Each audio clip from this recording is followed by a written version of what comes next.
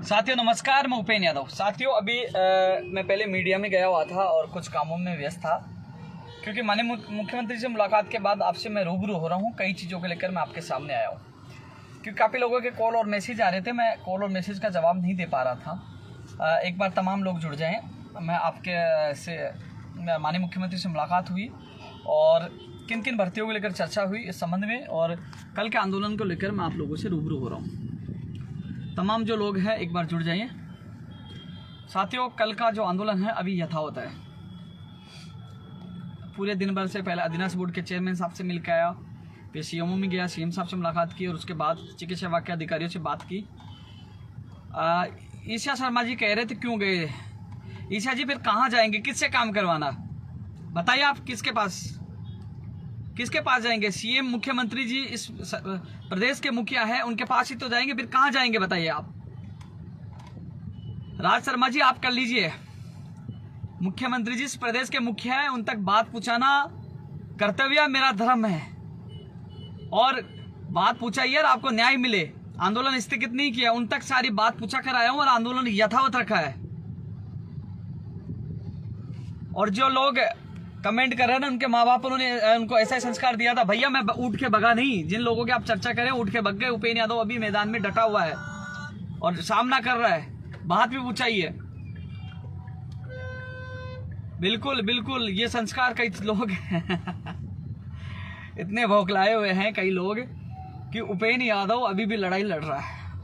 लड़ाई लड़ूंगा मैं, सख्त कानून भी बनाऊंगा, कह रहा हूं कानून भी बनेगा, सख्त कानून। कम से कम आने वाली भर्तियों में उनको न्याय मिले। कोई बात नहीं भैया, हम लोग लड़ाई लड़ रहे हैं, हम में दम है, तब मुख्यमंत्री जी से मुलाकात होती है, बात रख के आए। और कल हमारा फिर आंदोलन है।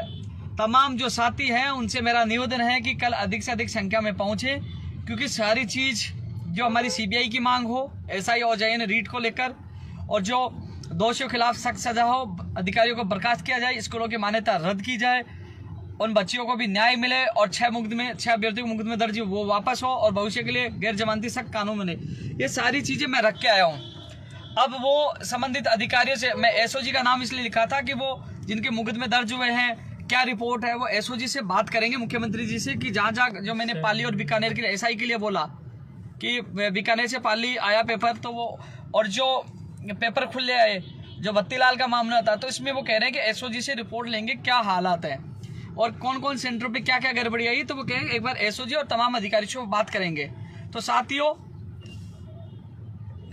ये कह रहे हैं कि भैया सीएम से मिलने की क्या जरूरत है, फिर किससे मिलोगे, किससे काम कराओगे बताइए आप। प्रधानमंत्री जी से मिले। गुर्जर समाज का आंदोलन हुआ था, कई लोग शहीद हुए थे, क्या वार्ता उनको नहीं करनी पड़ी।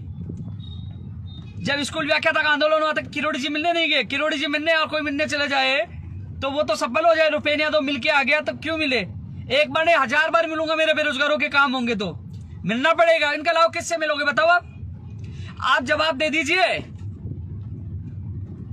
जितने लोग देख लीजिए, अशोक अवधेश मीणा जी सुन लीजिए, मैं जवाब दे दूं आपको। जो लोग कमेंट कर रहे हैं वो उनकी आईडी एक बार खोल के देखिए।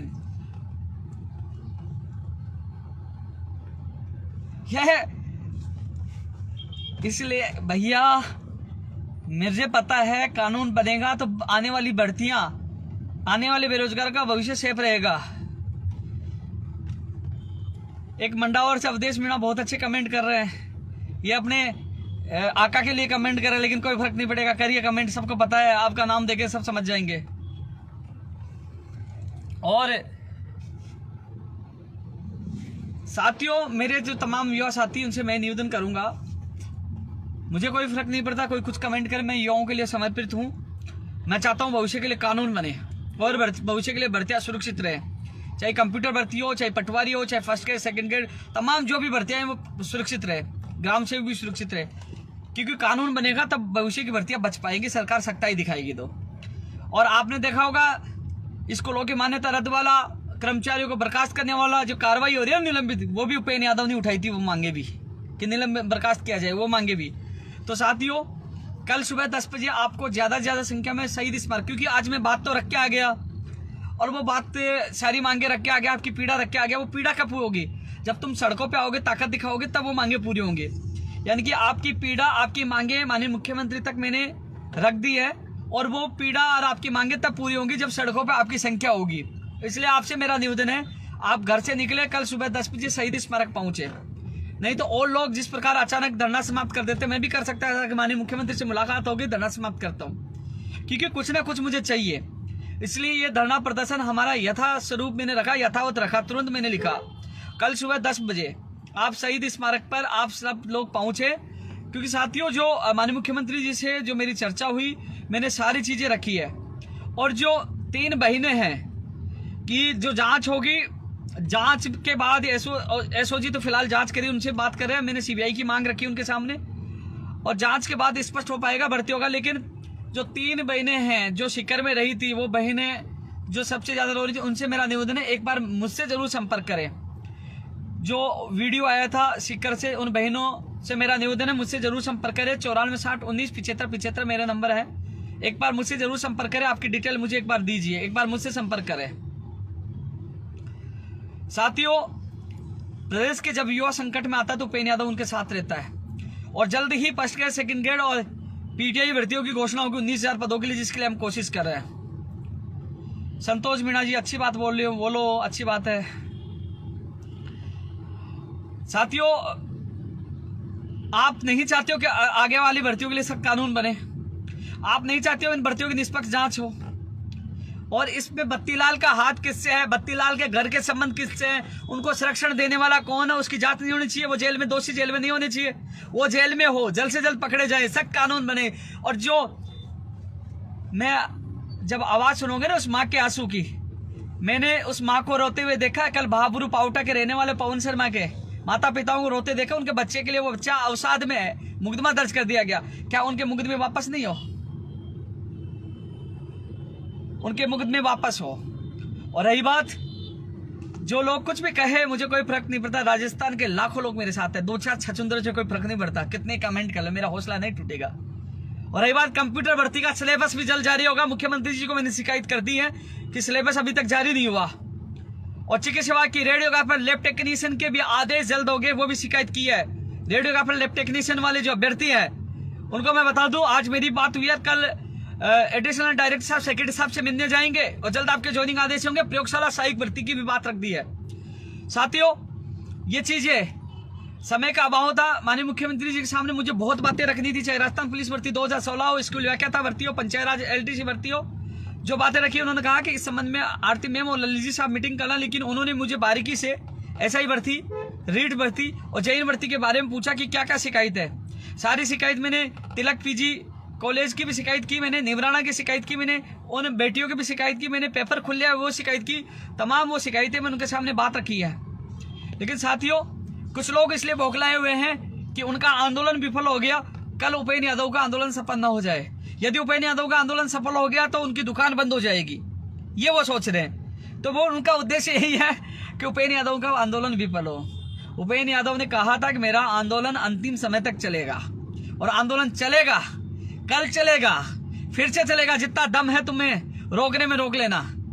तो साथियों, सभी से मेरा निवेदन है कि कल सुबह 10 बजे जयपुर शहीद स्मारक पर ज्यादा से ज्यादा संख्या में पहुंचो। और रही बात, मुझे यह भी पता है कि कल अपवाद ये आएंगे, जो मैंने पुलिस प्रशासन से भी बात कर ली, और पर्सनल हमारे 50-60 लोग वो भी रहेंगे।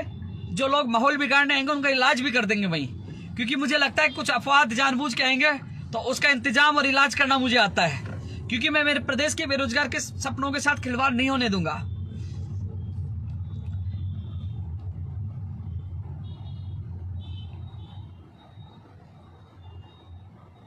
साथियों,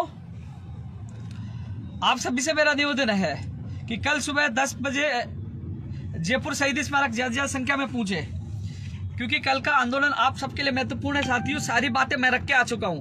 कई लोग कह रहे हैं मुख्यमंत्री जी से कैसे मिले। मुख्यमंत्री जी से मुलाकात की है तो कम से कम मैं आप लोगों की, जो मेरे पास जितने सबूत थे, सारी चीजें मैं उनको सौंप के आऊं, रख के आऊं कि आप न्याय करिए। मेरे प्रदेश का बेरोजगार अवसाद में विश्वास टूट रहा है। तो साथियों, आप बता दीजिए, जो लोग कह रहे हैं कि मुख्यमंत्री से उपेंद्र यादव ने मुलाकात क्यों की, किससे करूं, बताइए आप लोगों से मुख्यमंत्री जी नहीं मिलते हैं तो मेरी क्या दोष है, मेरा क्या दोष है? मैं मिला हूं तो मैं आपकी बात रख के आऊं। मुखिया है, प्रदेश के मुख्यमंत्री जी है, इससे बड़ा कौन होगा? किसके किसके पास बात रखे बताइए आप लोग। इनके अलावा कोई है बताओ किसके पास रखे, आप बता दीजिए, उनके पास चले, आप रखवा दीजिए। जो काम करवाएगा, जो मुखिया, उनके पास ही तो बात रखेंगे कि मेरे प्रदेश के बेरोजगारों की ये मांगे, ये दुखी है, परेशान है। तो साथियों, मैंने आप लोगों की बात माननीय मुख्यमंत्री जी के साथ मजबूती से रखी है और उन्होंने कहा कि एसओजी के अधिकारियों से बात करेंगे। अभी तक क्या हुआ, किसी को बख्शा नहीं जाएगा, सख्त हम जांच करवाएंगे, निष्पक्ष जांच हो एजेंसी से मैं मांग कर रहा हूं। तो साथियों, इसके अलावा वो उन बच्चियों के संबंध में भी बोले हम विचार करेंगे। इसके अलावा साथियों, मुकदमे के लिए और भविष्य कानून के लिए वो तमाम अधिकारियों से बात करेंगे। तो मैंने कहा कि हमारा कल का आंदोलन है, तो उन्होंने कहा कि हम कर रहे हैं ना। तो साथियों, फिर भी मैंने आंदोलन को स्थगित नहीं किया, क्योंकि इसलिए नहीं किया कि हमें कानून बनाने की घोषणा भी चाहिए, हमारे उन बेरोजगारों को मुकदमे वापस से वो भी घोषणा चाहिए, हमें निष्पक्ष जांच भी चाहिए और दोषियों को जेल में भी चाहिए। इन सब के लिए हम संघर्ष कर रहे हैं साथियों।